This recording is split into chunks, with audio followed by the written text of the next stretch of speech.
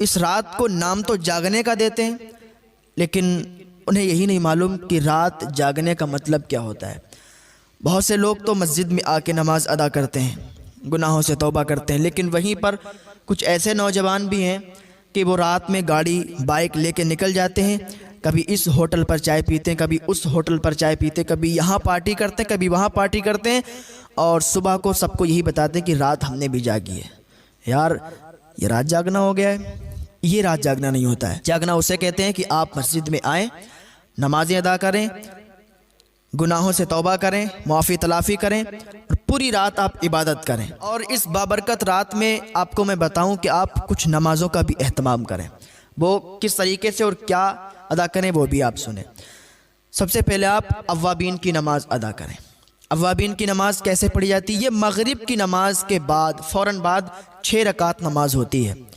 ہاں، حضور صلی اللہ تعالیٰ علیہ وسلم نے ارشاد فرمایا کہ جو شخص نماز مغرب کے بعد 6 رکعت اوابین ادا کرتا ہے اور اس طرح ادا کرتا ہے کہ بیچ میں درمیان میں کوئی بری بات نہ کہے، تو اللہ رب العزت اسے 12 سال عبادت کرنے کا ثواب عطا فرماتا ہے۔ سبحان اللہ، کتنا زیادہ ثواب ہے ماشاءاللہ۔ تو یہ اوابین کی نماز 6 رکعت آپ ادا کریں۔ کیسے ادا کریں گے؟ آپ نیت 2 رکعت کر کے باندھیں۔ نیت کوئی الگ نہیں باندھی جاتی ہے، کوئی الگ طریقہ نہیں ہے، نیت دل کے ارادے کا نام ہے۔ بس آپ دل میں ارادہ کر لیں یا زبان سے کہہ دیں کہ میں اوابین کی نماز پڑھ رہا ہوں، میں نے اوابین کی نماز کی نیت کی ہے، بس آپ کی نیت ہو گئی۔ اس کے بعد پھر آپ صلاۃ التسبیح پڑھنے کا اہتمام کریں۔ صلاۃ التسبیح کا بہت زیادہ ثواب ہے، اللہ تعالیٰ بے حساب آپ کے گناہوں کو معاف فرما دیتا ہے۔ حضور صلی اللہ تعالیٰ علیہ وسلم نے اپنے چچا حضرت عباس رضی اللہ تعالیٰ عنہ کو اور تمام صحابہ کو صلاۃ التسبیح پڑھنے کی ترغیب دی ہے۔ تو آپ کو چاہیے کہ یہ نماز جو ہے ہفتے کے ہفتے پڑھیں، یا روز اگر پڑھ سکتے ہیں تو روز پڑھیں، اور اگر ہفتے کے ہفتے یا روز روز نہیں پڑھ سکتے ہیں تو مہینے کے مہینے پڑھیں۔ مہینے کے مہینے ادا نہیں کر سکتے ہیں تو سال کے سال ادا کریں، اور اگر سال کے سال بھی ادا نہیں کر سکتے ہیں، ویسے تو ادا کر سکتے ہیں، اتنی زیادہ بھی اس میں ٹائم نہیں لگتا ہے، ادا کرنے میں کوئی دقت نہیں ہے، 20-25 منٹ لگتے ہیں۔ اگر سال میں بھی ادا نہیں کر سکتے تو زندگی میں 1 مرتبہ یہ نماز ضرور ادا کریں، بہت زیادہ اس میں ثواب ہے۔ اس نماز کو کیسے پڑھیں گے؟ اس کو دیکھیں، ایسے پڑھتے ہیں۔ سب سے پہلے آپ نے 4 رکعت نماز تسبیح کی نیت باندھی، اسی طریقے سے کہہ دیں آپ میں نے صلاۃ و تسبیح کی نیت کی ہے، یا میں صلاۃ و تسبیح پڑھ رہا ہوں، تو یہ آپ کی نیت ہو گئی، ٹھیک، دل میں ارادہ کر لیں، نیت ہو گئی۔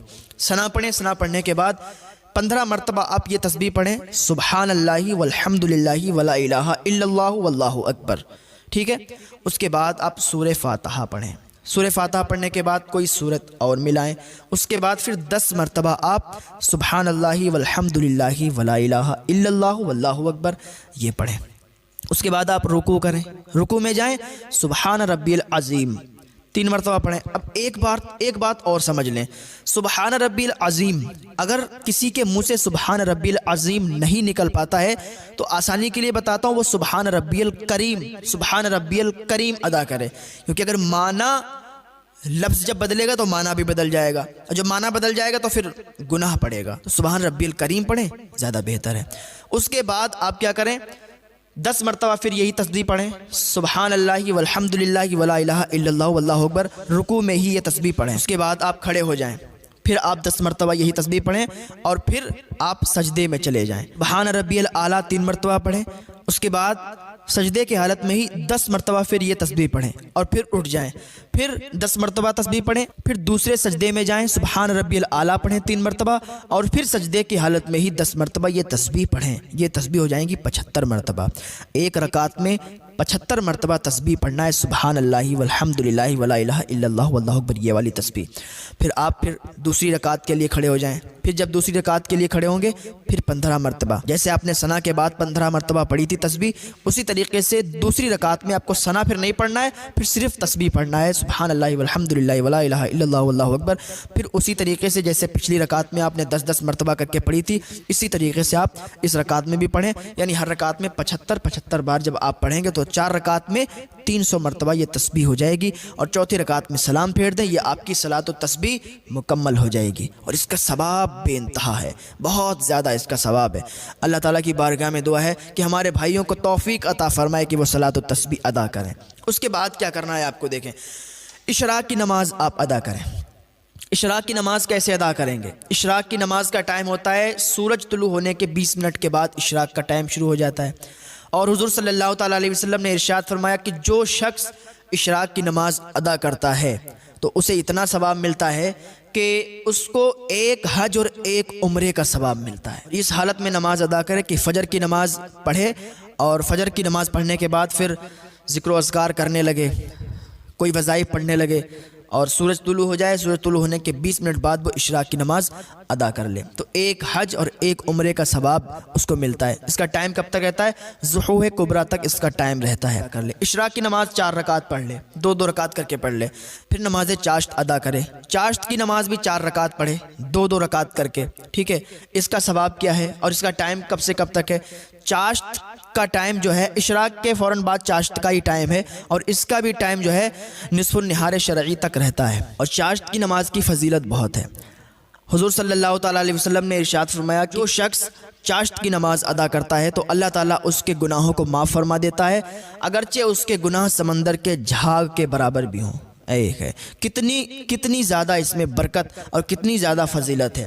آپ کو چاہیے کہ اس رات میں ہلڑ بازی نہ کریں، اس رات میں ادھر ادھر ہوٹلوں پہ چائے پینے کے لیے نہ جائیں، وہ ٹائم اور بھی مل جائے گا آپ کو۔ اس رات میں آپ اللہ اور رسول کا ذکر کریں، عبادت کریں، نیک عمل کریں۔ بہت زیادہ بابرکت رات ہے، اور اس رات میں اگر نیک عمل کریں گے تو ثواب آپ پائیں گے، ثواب آپ کو ملے گا۔ اس رات میں ہی اگر آپ سے کوئی رنجش رکھتا ہے، آپ سے کوئی برائی رکھتا ہے تو اس کو بھی آپ خود منا لیں یار۔ آپ سے کوئی نہیں بولتا ہے تو آپ خود ہی بول لیں، تو اللہ رب العزت کو یہ ادا بہت پسند آتی ہے کہ یار ہم سے کوئی نہیں بولتا ہے، کوئی بات نہیں ہے، وہ ہم سے نہیں بولے گا پر ہم اس سے بولیں گے، ہم اس سے رشتہ قائم کریں گے۔ یا آپ کی کسی سے لڑائی ہو گئی، آپ اس سے نہیں بولتے ہیں تو آپ کو چاہیے کہ اس رات میں اس سے صلح کر لیں، اس سے بولیں، ہاں اس سے دوستی کر لیں، ٹھیک۔ یہ ادا بہت پسند آتی ہے، اور جو بھی آپ کے اوپر کسی کا حق آتا ہے ادا کر دیں۔